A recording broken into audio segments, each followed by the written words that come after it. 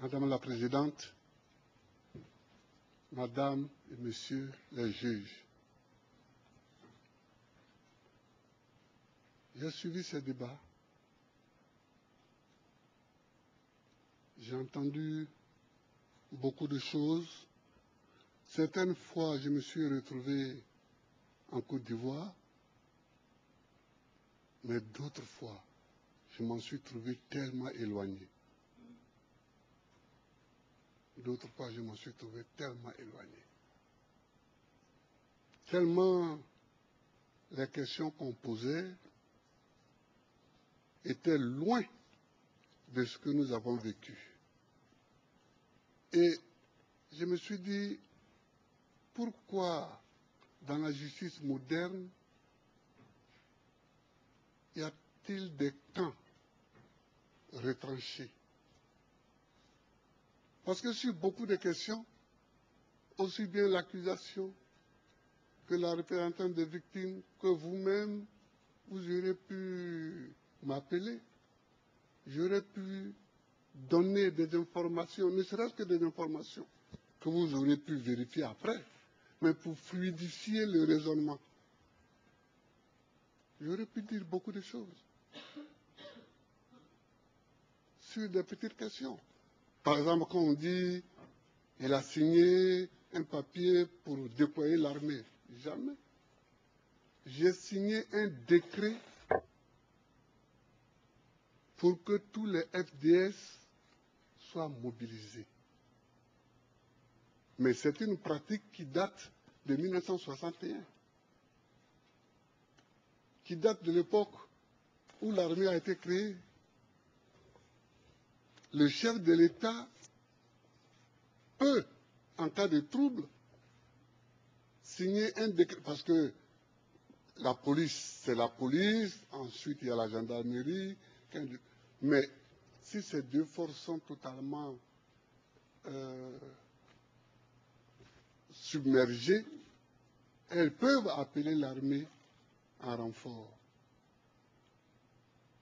Et donc, pour ça, le président de la République signe un décret qu'il donne aux différents chefs. C'est à eux d'utiliser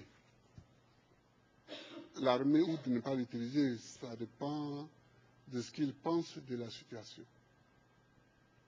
Donc, c'est des choses pratiques comme ça et petites qu'on aurait pu expliquer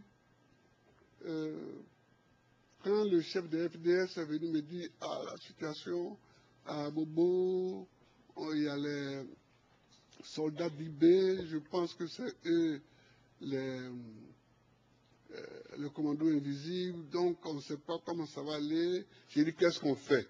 Il dit « Bon, signez toujours un décret et puis on va garder ça et si on n'en a pas besoin, on n'en a pas besoin, mais si on en a besoin. » Donc, il y a plein de choses comme ça. Et puis, il ne faut pas me donner des parents que je n'ai pas. Je crois qu'on veut faire comme souvent en Afrique, comme en Europe, vous dites les Africains, c'est comme ça, ils gouvernent. Je ne gouverne pas avec ma famille. Moi, je suis chef de l'État, président de la République. Ma femme, elle est députée. Et Kade n'est pas mon neveu. Le mot neveu est un mot français. Il y a des neveux ici qui sont dans cette salle. Mais Kade n'est pas mon neveu. Il a été ministre de la Défense, ministre délégué à la Défense. Et il était mon conseiller. Je ne gouverne pas avec ma famille. Peut-être que ça se fait comme ça ailleurs en Afrique, mais pas en Côte d'Ivoire, au temps de Gbagbo. Ça veut dire, il y a des petites choses comme ça qu'on aurait pu éviter. Ça alourdit pour rien l'atmosphère et ça nous empêche d'aller immédiatement au fond du problème. Madame la Présidente, toute ma vie, et ça se sait non seulement en Côte d'Ivoire, mais dans toute l'Afrique et dans toute la France politique, j'ai lutté pour la démocratie. J'ai demandé à mes avocats la semaine dernière, je leur ai dit que je voulais vous envoyer, vous emmener tous les livres que j'ai écrits sur mon parcours. Ils ont dit que c'est trop tard pour introduire ces livres-là. Mais quand on aura tout fini, quel que soit le résultat, quel que soit ce que vous déciderez, j'enverrai un lot des livres de Gbagbo au bureau du procureur. Je vous enverrai un livre des livres de Gbagbo parce que, en fait, c'est ça, l'homme. Il marche, mais il laisse des traces sur le chemin qu'il parcourt. Comme ça, on peut le retrouver. J'ai lutté pour la démocratie et c'était au moment où nous ne savions même pas si le mur de Berlin allait s'écrouler. Nous ne savions pas ça. Donc on luttait avec un courage. Mais on était convaincus que nous-mêmes, on n'allait pas voir la démocratie triompher. Mais le mur de Berlin s'est écroulé et nous a aidés à gagner la victoire du multipartisme et de la démocratie. Donc c'est pourquoi je voudrais simplement dire, et je ne vais pas aller plus loin, je voudrais seulement dire que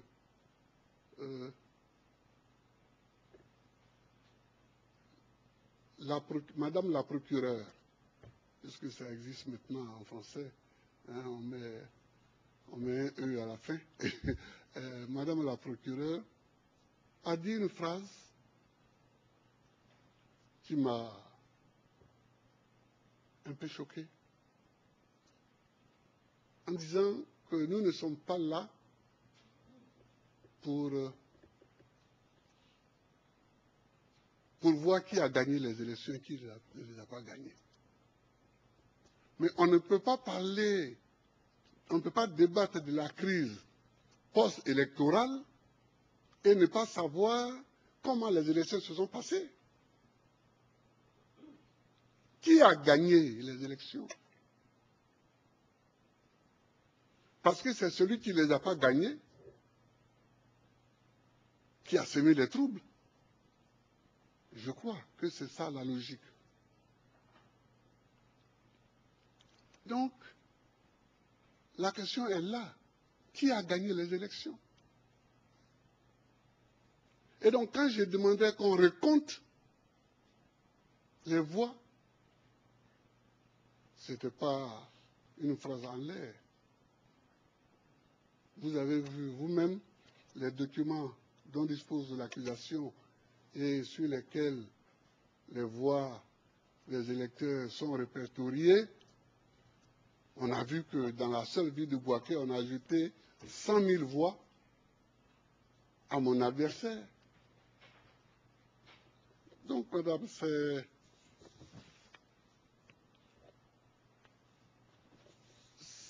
ça le fond de la question. C'est ça le fond de la question. On nous a attaqué en 2002, j'ai fait mon travail. C'est-à-dire que je n'ai jamais cru que la Côte d'Ivoire allait s'en sortir par la guerre. Je n'ai jamais cru ça. J'ai toujours cru qu'on s'en sortirait par la discussion. Même si je sais qu'ils ont tort. Mais pour s'en sortir, j'ai toujours cru à la discussion. Alors j'ai parcouru toute l'Afrique. On a fait les négociations de Lomé. Ils ont fait les négociations de Marcoussis et de Kléber, mais ça, je laisse ça de côté parce que c'est...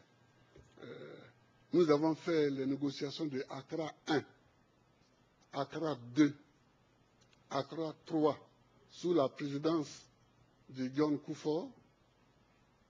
Nous avons fait les négociations à partir de juin 2005 de Pretoria 1 et de Pretoria 2 sous la présidence de Thabo Mbeki. Nous avons tout fait. Nous avons tout fait.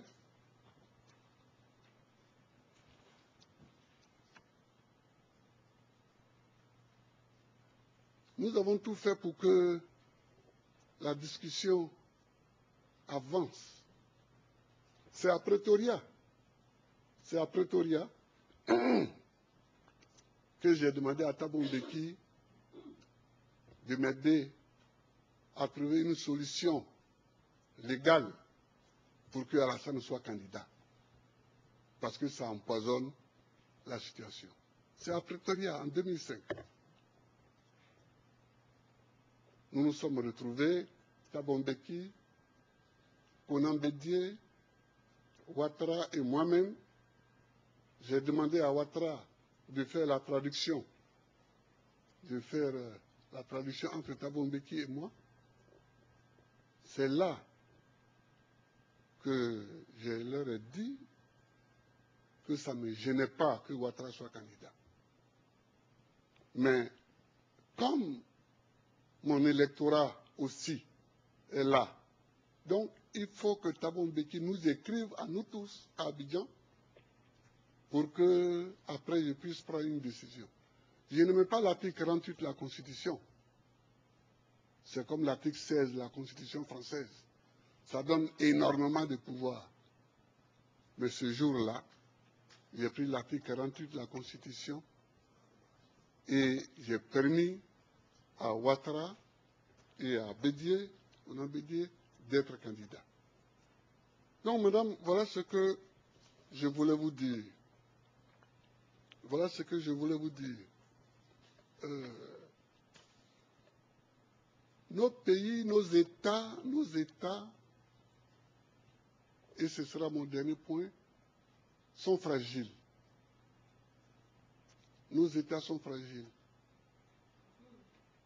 Et chaque fois qu'un chef d'État européen ou occidental me disait « Faites la démocratie en Afrique », je lui disais « Nous avons besoin de la démocratie, non pas parce que vous le dites, mais parce que nous-mêmes, nous avons effectivement besoin pour construire nos États. » Madame, regardez la Côte d'Ivoire.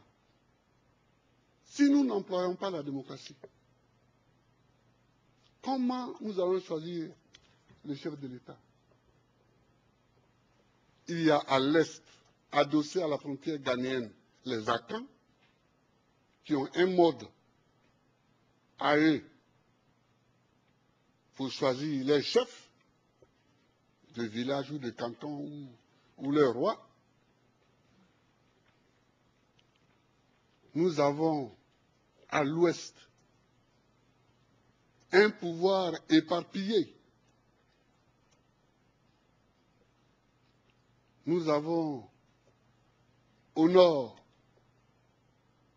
les Malinqués islamisés qui se regroupent autour des mosquées et à côté d'eux les Senoufos qui se retrouvent dans les bois sacrés.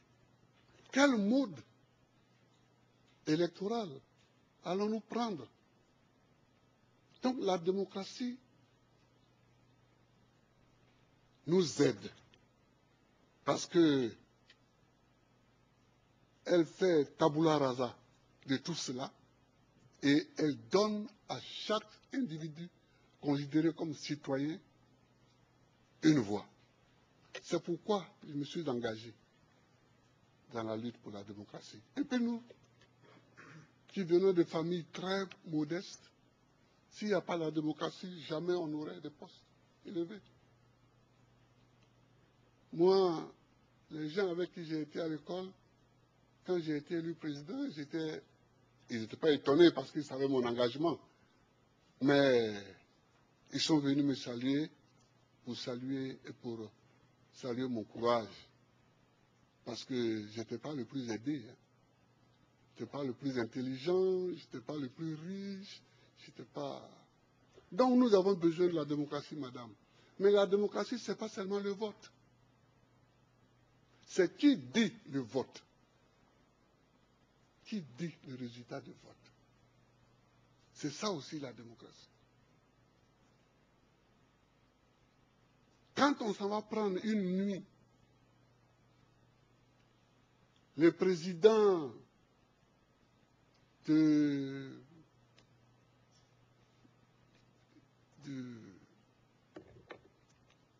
groupement électoral, qu'on l'amène dans le QG électoral d'un candidat, qu'on invite une télévision étrangère, on lui dit de parler et on le filme, et on diffuse ça dès le lendemain matin, ce n'est pas très démocratique, ça, ce n'est pas la démocratie. La démocratie, c'est le respect des textes, à commencer par la plus grande des normes en droit, qui est la Constitution. Qui ne respecte pas la Constitution n'est pas démocrate. Madame, c'est parce que j'ai respecté la Constitution qu'on veut me mener ici. Alors, bon, je suis là, mais je compte sur vous. Je compte sur vous parce que je souhaite que tous les Africains